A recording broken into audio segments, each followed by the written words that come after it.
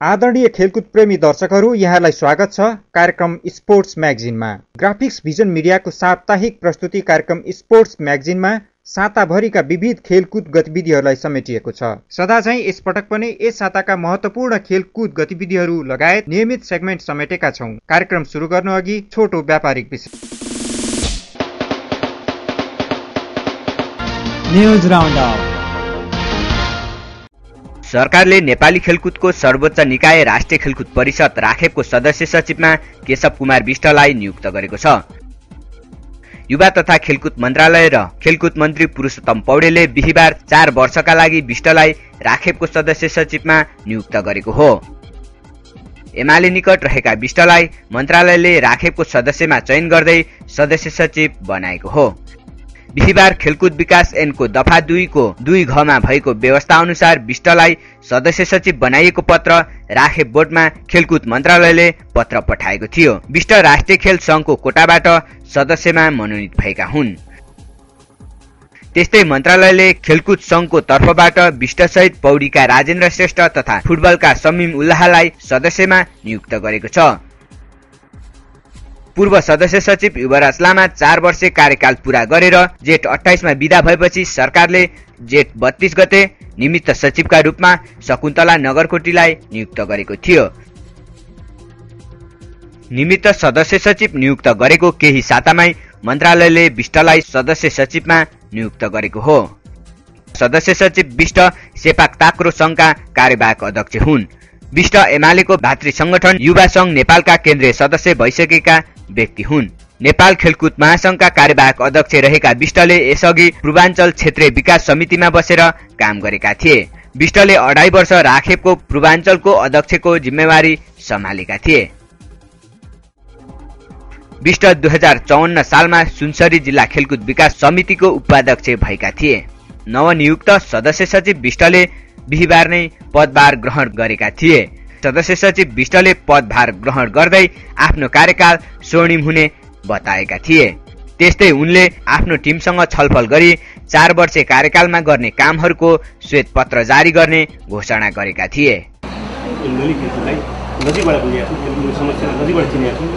मेरो एउटा इच्छा शक्ति के छ भने म यो खेलकुदका समस्यालाई हल गर्न सक्नुपर्छ र गर्नुपर्छ भन्ने कुरा पनि सक्छु। अहिले खास गरी के भने हाम्रो देश एउटा देश छ, अति कम विकसित देश छ। हामी साधन स्रोतले पठाएको छौँ, तीमाथि उनीहरूले त्यो ठुलो भूकम्प आएको छ, त्यो भन्दा पुगिरहेको छ। यतिखेर हामीले सरकारसँग धेरै ठुलो बजेटको मात्र अपेक्षा गरेको भएका बजेटलाई हामीले एउटा इच्छा शक्तिका साथ, एउटा भिजनका साथ, एउटा मिसनका साथ, एउटा राम्रो दुर्योजनाका साथ र यो खेलकुदका जुन एउटा स्टेक होल्डरहरू छन्, जुन सरकारवाला निकायहरू छन्, ती सबैको बिचमा एउटा समन्वय गर्ने र एउटा भाइचारा सम्बन्धी खेल गर्ने, सबैको सहयोग दिन सक्ने हो भने यही अहिलेकै साधन स्रोतको अवस्थामा पनि खेलकुदमा धेरै कुरा गर्न सकिन्छ भन्ने नेपालका खेलाडीहरूले देखेका छन्। नेपालका खेलाडीहरूको प्रतिभा, उनीहरूको क्षमता, उनीहरूको योग्यता, उनीहरूको कौशलता कम होइन। यहाँ खेलकुदको नेतृत्व गर्ने मान्छेहरू, खेलकुदको नेतृत्व गर्ने संस्थाहरूको बिचमा आपसी विवादको कारणले गर्दाखेरि मेरो पहिलो प्रयत्न म खेलकुदभित्र सबैको एकता गर्ने कुरामा म जोड्छु। नेपाल क्रिकेट संघ क्यानले 2020 विश्वकप क्रिकेटको छनौट र विश्व क्रिकेट लीग प्रतियोगितामा भाग लिन जाने नेपाली टोलीको बिदाई गरेको छ। क्यानले मंगलबार एक कार्यक्रम गरी 16 खेलाडी र अफिसियललाई बिदाई गरेको हो। जुलाई 6 देखि 26 तारिकसम्म आयरल्यान्ड र स्कटल्यान्डमा हुने 2020 विश्वकपको छनौट प्रतियोगिता र जुलाई 29 र 31 मा स्कटल्यान्डमा हुने विश्व लीग प्रतियोगितामा नेपालले भाग लिनेछन्। प्रतियोगिता अघि नेपालले इङ्ल्यान्डमा अभ्यास खेल र नेदरल्यान्डसँग 4 2020 खेल खेल्ने र प्रशिक्षण गर्ने क्यानले जनाएको छ। इङ्ल्यान्डको तयारीपछि नेपाल उतैबाट आयरल्यान्ड र स्कटल्यान्ड प्रस्थान गर्नेछन्।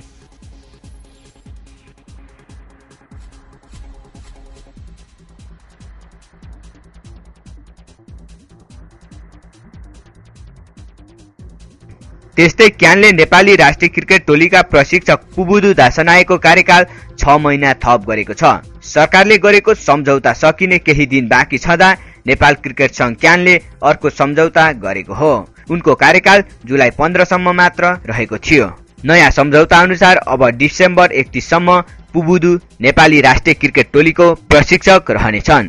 सम्झौता पत्रमा प्रशिक्षक पुबुदु र क्यानका कार्यवाहक अध्यक्ष दीपक कोइरालाले हस्ताक्षर गरेका थिए।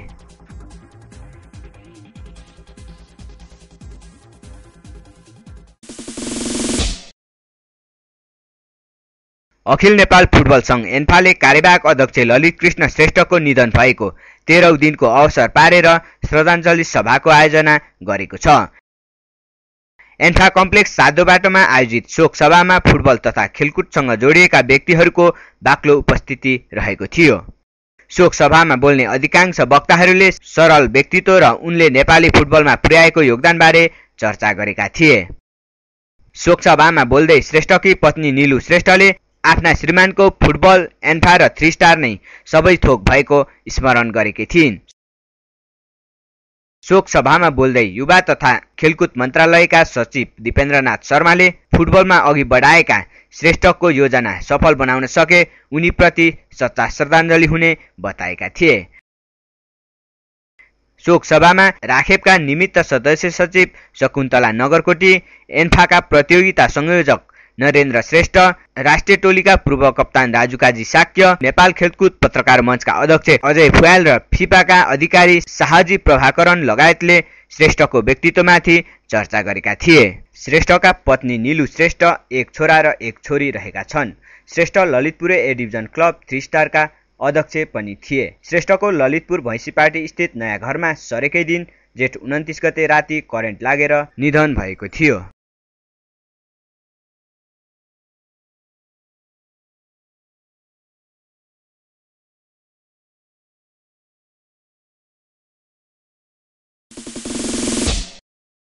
विपद विरुद्ध हामी लड्न सक्छौं भन्ने नाराका साथ मंगलबार नेपालमा ओलम्पिक डे मनाइएको छ। नेपाल ओलम्पिक कमिटी अन्तर्गत रहेको स्पोर्ट्स फर अल कमिसनको आयोजनामा नेपालमा 13 जुनदेखि ओलम्पिक डे मनाउन सुरु गरिएको थियो।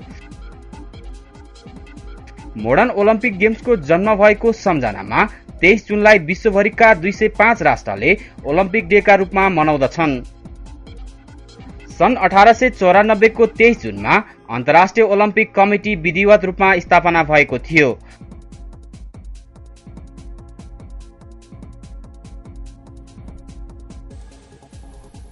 लगनखेल स्थित Nepal army sports and physical training सेन्टरमा ओलम्पियन, खेलाडी, विद्यार्थी, खेल पदाधिकारी तथा खेल प्रेमीहरूको उपस्थितिमा ओलम्पिक डे मनाइएको हो। नेपालमा 11 दिनसम्म विभिन्न खेलकुद, सांस्कृतिक र शैक्षिक गतिविधि सहित 32 वटा कार्यक्रम गरी ओलम्पिक डे मनाएको कमिसनका चेयरम्यान विष्णुगोपाल श्रेष्ठले बताएका छन्।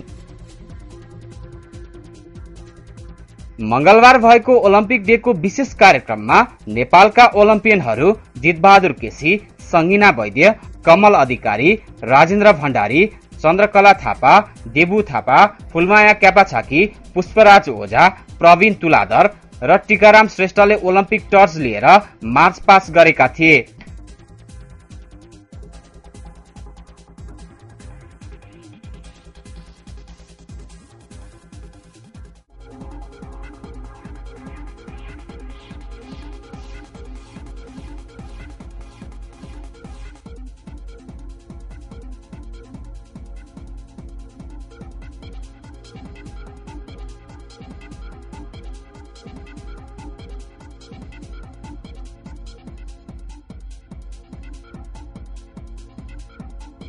युवा तथा खेलकुद मन्त्री पुरुषोत्तम पौडेलले नेपालको झण्डा फरफराएर उद्घाटन गरे।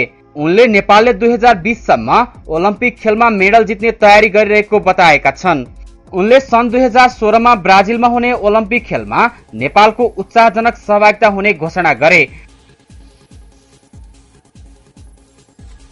त्यसैगरी नेपाल ओलम्पिक कमिटीका अध्यक्ष ध्रुवबहादुर प्रधानले नेपालमा गत वर्षदेखि 11 दिनसम्म विविध कार्यक्रम गरेर ओलम्पिक डे मनाइरहेको बताएका छन्। कुनै पनि भेदभाव बिना खेलकुदमा सहभागिता वृद्धि गर्ने र खेलाडीको स्तर वृद्धि गर्ने उद्देश्यले ओलम्पिक डे मनाउन थालिएको प्रधानले भने। नेपालका लागि जापानी राजदूत मसाई ओगावाले सन् 1964 पछि 2020 मा जापानले ओलम्पिक खेल आयोजना गर्ने अवसर पाएको बताएका छन्। उनले नेपाल विविध धर्म र जात जाति रहेको देश भएकोले खेलकुदले मात्र एकजुट बनाउन सक्ने बताएका छन्। नेपालका लागि ब्राजिलका राजदूत मारिया टेरेसाले 2016 को रियो ओलम्पिकका लागि नेपाललाई भिसा प्रक्रिया सहज रहेको समेत बताइन्।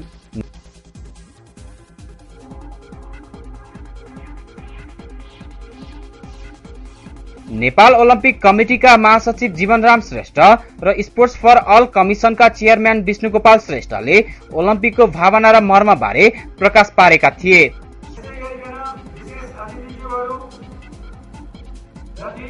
सो अवसरमा ओलम्पिक संग्रहालयका अध्यक्ष क्षितिज अरुण श्रेष्ठलाई मानवता सदस्य प्रदान गरिएको थियो। त्यसैगरी मार्च पास्टमा सहभागी 9 जना ओलम्पियनलाई सम्मान गरिएको थियो। चर्चित गायिका कुन्ती मोक्तान, गायक सत्यराज आचार्य, राज मोक्तानले आफ्नो प्रस्तुति दिएका थिए। विभिन्न विद्यालयका विद्यार्थीहरूले नाचगान प्रस्तुत गरेका थिए। सो कार्यक्रममा राष्ट्रिय खेलकुद परिषदकी तत्कालीन निमित्त सदस्य सचिव शकुन्तला नगरकोटी, नेपाल आर्मीका रथी राजेन्द्र छेत्री, उपरथी राजेन्द्र कार्की लगायतको उपस्थिति थियो।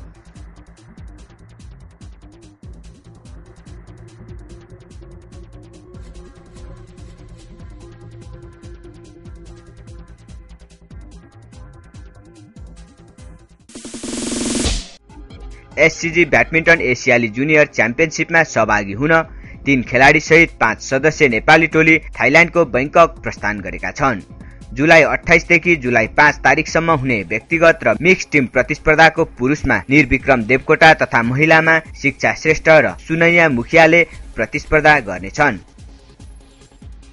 पुरुषमा दिपेश धामीले पनि प्रतियोगितामा भाग लिनेछन्। दिपेश हाल तालिमका सिलसिलामा मलेसियामा रहेकाले उनी त्यतैबाट बैंकक गई नेपाली टोलीसँग मिसिनेछन्।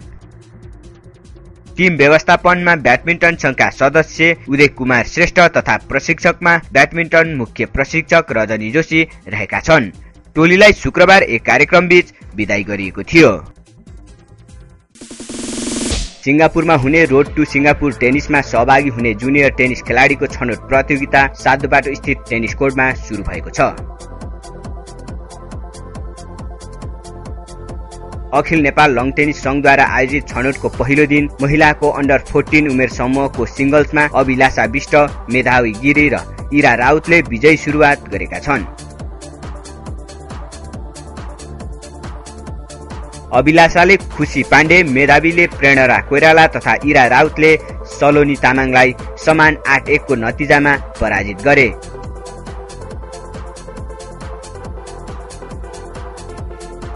राउन्ड रोबिन लिगका आधारमा हुने छनौटमा U14 सहित महिला U16 उमेर समूहमा पनि प्रतिस्पर्धा हुनेछ। शीर्ष स्थान हात पार्ने खेलाडी रोड टु सिंगापुरका लागि छनौट हुनेछन्।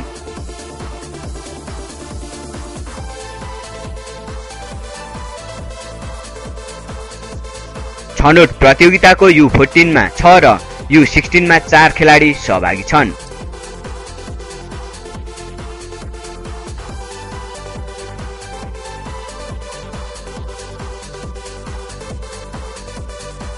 अक्टोबर 19 देखि 25 तारिकसम्म चल्ने रोड टु सिंगापुरमा एसियाका 18 राष्ट्रको सहभागिता रहनेछ। एक राष्ट्रबाट एक खेलाडी सहभागी हुनेछन्। महिलातर्फ मात्र प्रतिस्पर्धा हुनेछ।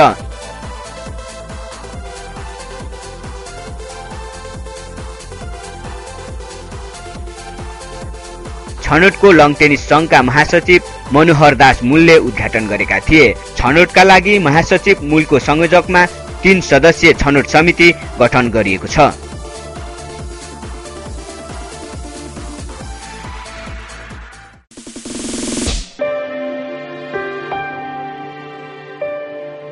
आदरणीय दर्शकहरू, तपाईहरुलाई स्वागत छ वान्स अपन टाइममा। यस प्रस्तुतिमा हामी नेपालका विभिन्न खेलसँग सम्बन्धित ऐतिहासिक कालखण्डका महत्त्वपूर्ण खेल व्यक्तित्वहरूका बारेमा प्रस्तुत गर्ने गर्छौं।